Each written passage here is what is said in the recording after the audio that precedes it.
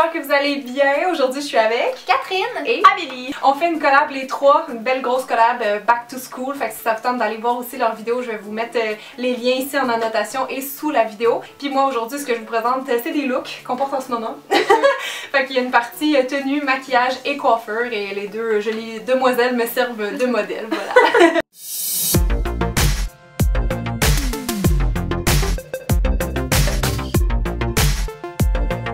Alors pour le maquillage de la belle Catherine, j'ai voulu faire quelque chose de rapide et simple pour l'école. Donc je commence juste par venir éliminer ses cernes avec ce cache-cerne là de Garnier que j'aime beaucoup parce qu'il fait vraiment un effet lumineux sous les yeux. Ensuite, j'utilise une bébé crème juste pour venir un peu unifier le teint. C'est rapide, en plus ça hydrate et ça protège la peau. Et comme elle a une jolie peau, ben on n'a pas besoin vraiment de plus de couvrance. Ensuite, j'utilise cette poudre matifiante-là juste pour enlever la brillance et venir fixer la bébé crème. Et pour rajouter un petit peu de peps à son teint, j'utilise ce blush-là qui est corail qui va faire ressortir ses yeux bleus. Maintenant, je vais faire un trait au ras de cils des yeux de Catherine et j'en profite pour remonter un petit peu le coin externe de son œil. Donc, je fais un mouvement qui est ascendant à ce niveau-là et je viens estomper avec un pinceau crayon pour faire un effet fumé. Je trouve que c'est un peu plus discret et approprié pour l'école. Avant d'appliquer le mascara, je vais venir recourber ses cils et là je pense que Catherine me parlait de sa phobie de se faire courber les cils par quelqu'un d'autre, phobie assez répandue je vous dirais. Et maintenant je lui applique le mascara Better Than Sex de Too Faced qu'on aime toutes les deux. Pour les sourcils, il y avait une petite correction nécessaire étant donné qu'ils sont clairsemés, donc je remplis tout d'abord avec un crayon et j'essaie de leur donner une forme un peu plus angulaire. Et par la suite, je suis venue repasser avec un autre de nos coups de cœur communs, c'est la poudre de Anastasia qui vient juste fixer le crayon et aider à faire une illusion de sourcils encore plus remplie. Et je termine avec un baume coloré que j'aime beaucoup, ça vient juste apporter une petite touche santé à la bouche.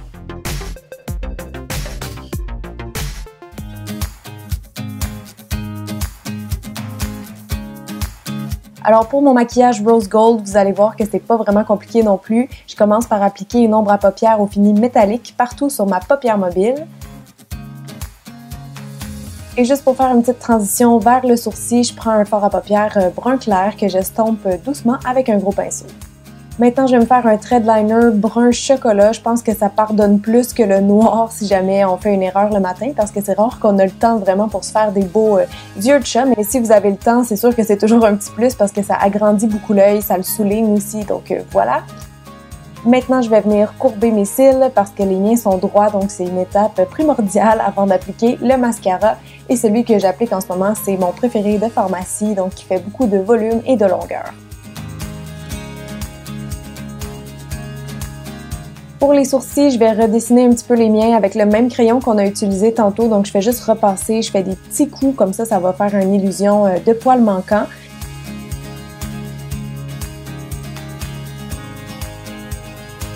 Et pour être sûr que mon travail ne bouge pas de toute la journée, je viens juste repasser avec un petit gel transparent. Maintenant pour le teint, surtout avant d'aller à l'école, je trouve que ce qui est vraiment le plus important, c'est les cernes. Donc j'utilise un cache-cerne que j'aurais pu aussi dégrader partout dans mon visage juste pour venir unifier rapidement. Mais j'ai choisi de repasser un petit peu aussi avec la bébé crème de Marcel juste pour avoir un teint encore plus flawless. Pour les joues, j'utilise le Rocateur de Benefit qui est une teinte or rose qui est super belle pour les teints clairs comme médium. Et je termine rapidement avec les lèvres. Vous voyez rien de ce que je fais en ce moment, mais j'ai appliqué le gloss de NYX que je mets quasiment tout le temps.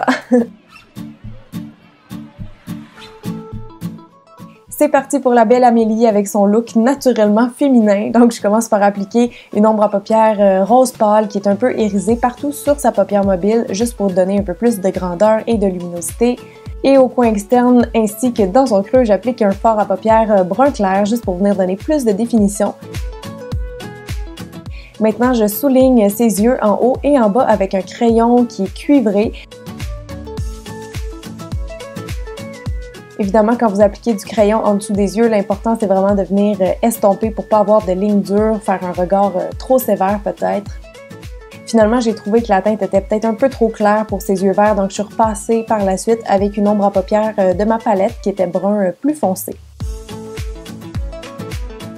Pour les sourcils d'Amélie, on voit qu'ils sont déjà présents, donc je vais juste les faire ressortir un petit peu comme ils sont plutôt clairs. Donc avec une petite poudre Anastasia, un pinceau, on effleure et c'est tout. Avec les sourcils qui sont naturellement plus gros, j'aime ça toujours les mettre en valeur avec un petit gel transparent et en même temps, bien sûr, ça vient fixer le travail que je viens de faire. Pour le teint, on y va encore avec la bébé crème de Marcel qui convient vraiment à beaucoup de personnes et que tout le monde aime. En tout cas, je sais que je l'ai fait acheter à beaucoup de personnes depuis le temps que je l'utilise et normalement, tout le monde est satisfait vraiment avec ce produit-là. Et là, je vais juste illuminer le dessous de son œil, encore une fois, avec le cache-cerne Abbaye de Garnier. Si vous voulez avoir un effet un peu plus intense, vous pouvez toujours repasser avec un pinceau. Les doigts, ça fait plus naturel, mais le pinceau, il a tendance à cacher plus. Maintenant, je vais juste venir fixer le tout avec la poudre Stay Matte, encore une fois. Et pour Amélie, je voulais venir réchauffer un petit peu son teint, donc j'ai pris une poudre bronzante matte, juste pour venir faire un petit peu de contour rapide dans son visage. Pour sa bouche, on a trouvé une couleur de rouge à lèvres qui lui va comme un gant, donc c'est vraiment juste un petit neutre qui vient égaliser la teinte naturelle des lèvres.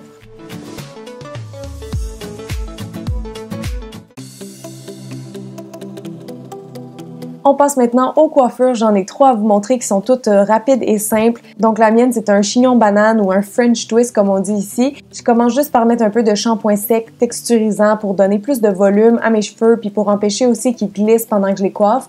Donc c'est très simple. Je commence par twister toute la longueur de mes cheveux et je les étire vers le haut. Maintenant, je vais prendre cette partie-là que j'étire par-dessus le petit rouleau, si on veut, et je me laisse un petit espace pour cacher ma longueur de cheveux restante. Donc, si vous avez les cheveux plus courts, peut-être que ça va pas vous le faire, mais sinon, si vous n'avez pas les cheveux trop longs, vous allez trouver ça quand même assez facile comme coiffure. Donc, tenez le tout serré et venez mettre rapidement plein de bob-épines à travers de tout ça. Et je vous jure que ça tient vraiment toute la journée si on les place bien.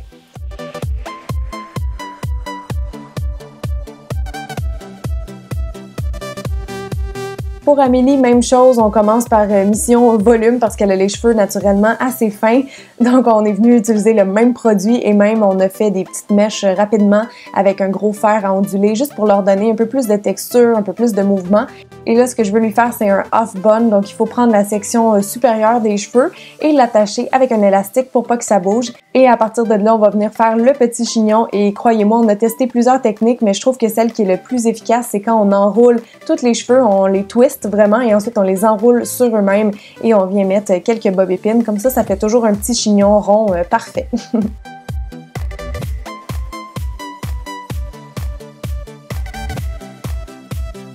Et une dernière fois, j'utilise le même produit encore une fois pour donner juste plus de grip là, quand on coiffe les cheveux. Et pour Catherine, j'ai commencé par faire une grosse tresse. Elle a vraiment beaucoup de cheveux, des beaux cheveux épais. Et ce que je voulais faire avec elle, c'est une Milkmaid Braid. Donc, vous savez, les tresses qu'on flippe par-dessus la tête. Mais honnêtement, c'était trop compliqué. Donc, on s'est dit, on n'a pas le temps, on est pressé pour aller à l'école. On va le laisser juste en tresse normale et ça fait beau aussi.